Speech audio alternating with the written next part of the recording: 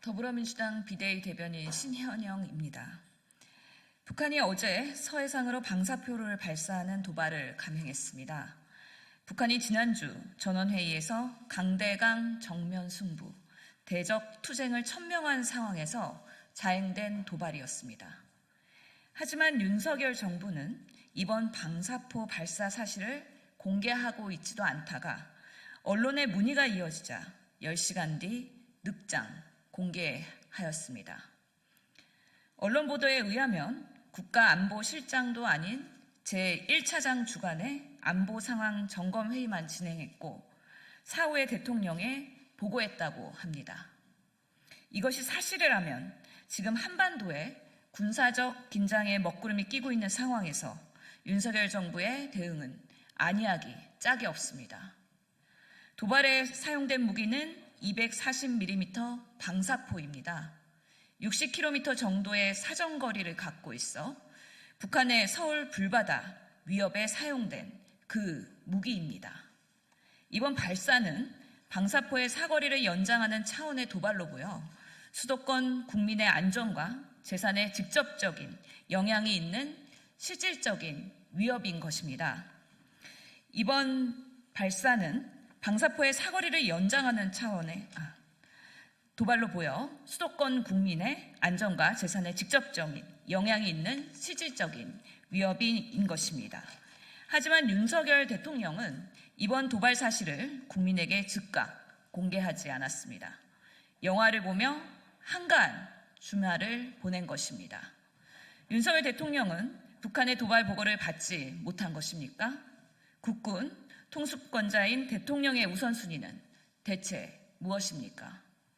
우리 국민의 생명이 걸려있는 한 사소한 도발이란 없습니다. 북한의 모든 도발에 투명하고 즉각적인 대응을 해야 합니다. 반복되는 북한의 도발은 국민을 불안하게 합니다. 윤석열 정부의 책임 있는 대처를 주문하며 늑장 공개에 대한 명확한 해명을 촉구합니다. 두 번째 브리핑 이어가겠습니다. 백운규 전 산업부 장관에 대한 구속영장 청구는 정치 보복의 신호탄입니다. 백운규 전 장관에 대한 구속영장 청구, 정치 보복의 출발을 알리는 신호탄입니다. 지난 2019년 당시 자유한국당이 해당 의혹을 고발했지만 검찰은 3년이 넘도록 움직이지 않았습니다. 그러나 윤석열 대통령이 지난 대선 당시 집권하면 문재인 정권 적폐청산 수사를 할 것이라고 공언을 했고 검찰은 대선이 끝나자마자 대대적인 압수수색과 함께 수사에 착수했습니다. 전 정부에서 임명됐던 공기업 사장의 진퇴 문제는 보복 수사를 위한 명분에 불과할 뿐입니다. 윤석열 대통령은 후보 시절인 지난해 12월 대통령 임기 5년이 뭐가 대단하다고 너무 겁이 없어요 라며 검찰개혁에 힘써온 문재인 정부를 힐난했습니다. 윤석열 검찰은 문재인 정부의 블랙리스트 프레임을 씌우려고 합니다. 하지만 오히려 블랙리스트를 만들려고 하는 것은 윤석열 정부입니다. 윤석열 정부는 재무 건전성이 크게 악화된 공공기관을 직접 선정해 집중 관리하겠다며 문재인 정부 인사들을 물갈이하기 위한 물밑 준비에 착수하였습니다.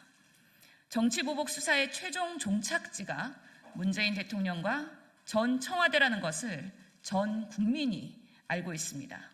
더불어민주당은 문재인 정부를 향한 보복 수사의 칼날을 온몸을 던져서라도 막을 것입니다.